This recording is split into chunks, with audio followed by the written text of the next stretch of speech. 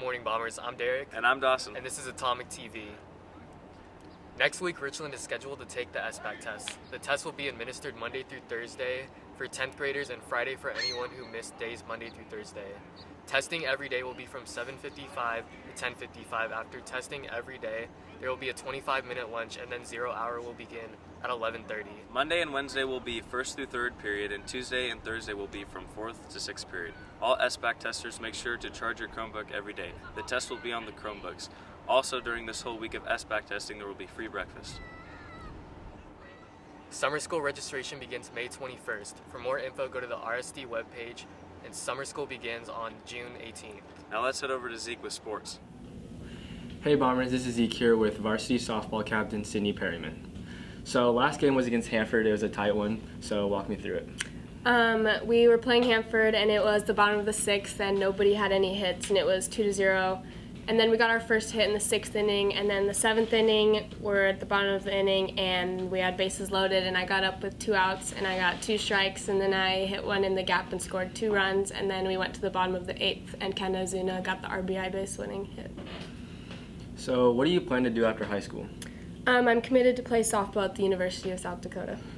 So what do you think is the biggest difference between last year and this year's team? Definitely the team chemistry. Everybody gets along really well, and we play really good together. Thank you for your time. Now back to the studio. Thank you. Seniors, please plan to pick up your cap and gowns by May 29th during both lunches in the cafe. If you're interested in being an officer for French Club next year, make sure to stop by Madame's room right after school next Tuesday. And here's Trent with Mrs. Markel. Hey Bombers, Mrs. Markel here with a reminder that May is Mental Health Awareness Month. It is imperative that we talk about our mental health. Doing so could help save lives.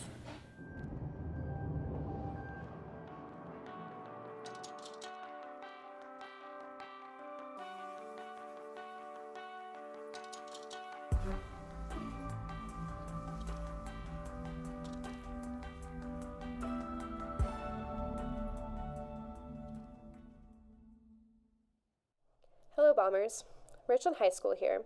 It's Mental Health Awareness Month, and every Monday we will have a video that gives information about mental health. Throughout this series, we will cover 13 important questions regarding mental health. Our goal is to educate and inform our students and faculty. We want to break the stigma and bring light to the subject. Tell us what you think causes mental illness. I think mental illness is caused by the chemical imbalance in your brain. I think that mental illnesses are caused by extreme experiences that have happened to people in the past. Mental illness arises from a complex interplay between a person's genetic makeup and the environment in which they live. Mental illness is a medical condition diagnosed by a trained healthcare professional using established diagnostic criteria. True or false? Mental health and mental illness both involve the brain and how it functions. True. True. Most people don't really understand that it's not something a lot of people have control of. True. Healthy brain is what gives us mental health. Sometimes people forget that negative emotions like crying, feeling sad occasionally, or getting annoyed or angry are part of a good mental health. It is important to understand that everyone has mental health just like everybody has physical health. The brain plays a vital role in this. Different parts of the brain are responsible for doing different things. Most things a brain does depends on many different parts of the brain working together like a team. When the brain is not functioning properly and the person experiences problems that interfere with his or her life in a significant way, they may experience a mental illness. Mental illness is very different from a mental health problem. When a person has a mental illness, their brain may not be working as it should. Why do you think people have a difficult time discussing mental illness?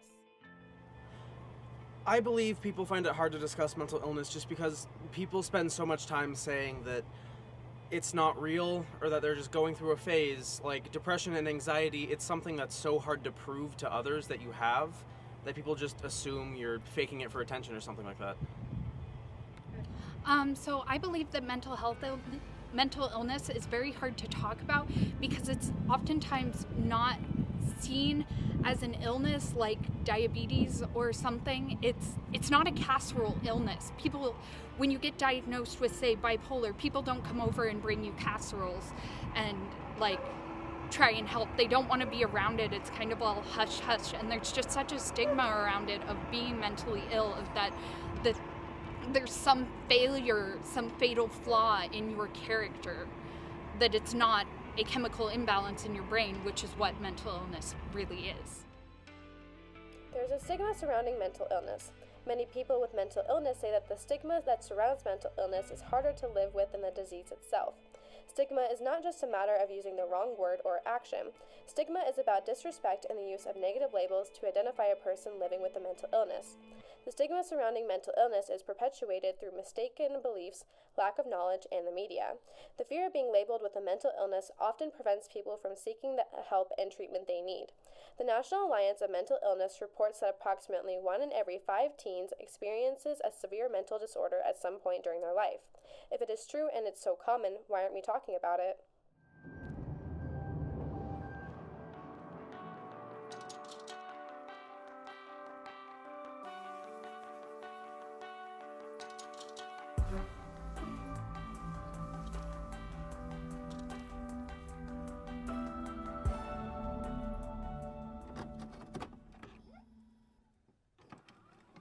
Hello Bombers, Richland High School here.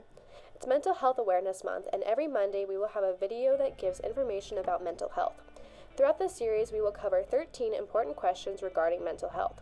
Our goal is to educate and inform our students and faculty. We want to break the stigma and bring light to the subject. What is depression, and what should someone do if they think they have it? Hey Bomber family, a little bit about depression.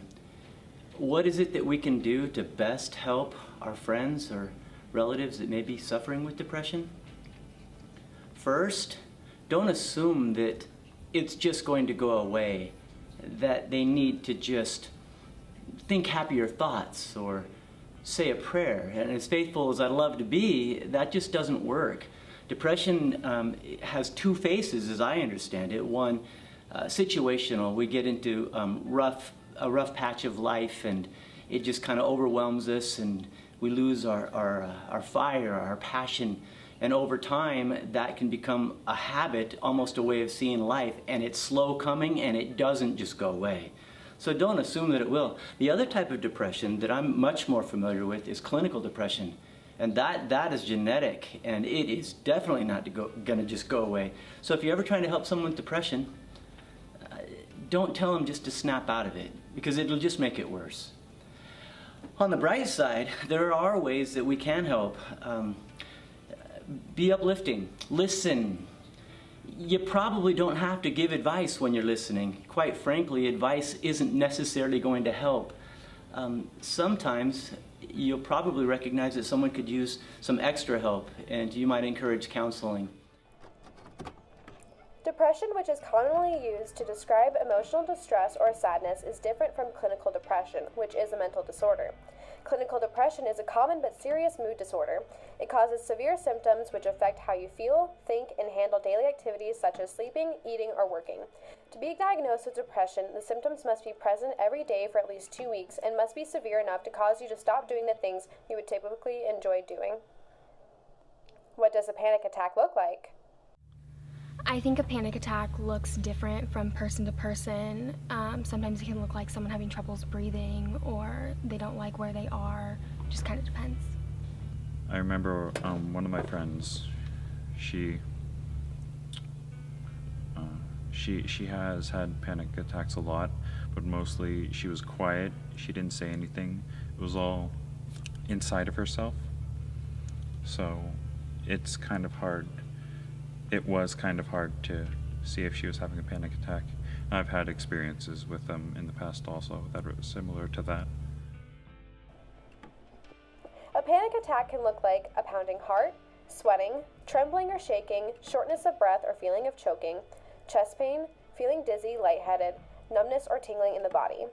Young people who experience panic attacks greatly fear having another one and may avoid situations or places they fear might trigger a panic attack. The persistent worry about having a panic attack may trigger another one. Some students say they fear they are losing their mind or feel as if they might die. How do you think someone can differentiate anxiety from normal worrying? Someone can differentiate anxiety from normal worrying by depending a lot on the time. Like, anxiety is much more chronic and will be reoccurring, whereas normal worrying is more based off an event or something that could come up like a test.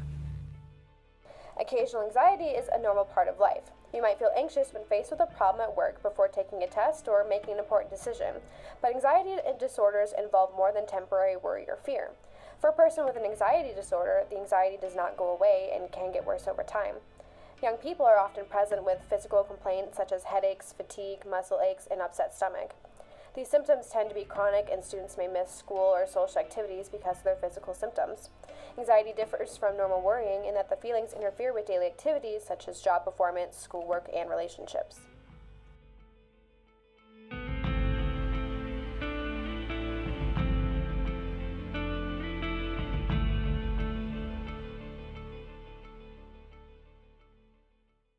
We hope you have a great day, Bombers. Now please stand for the pledge.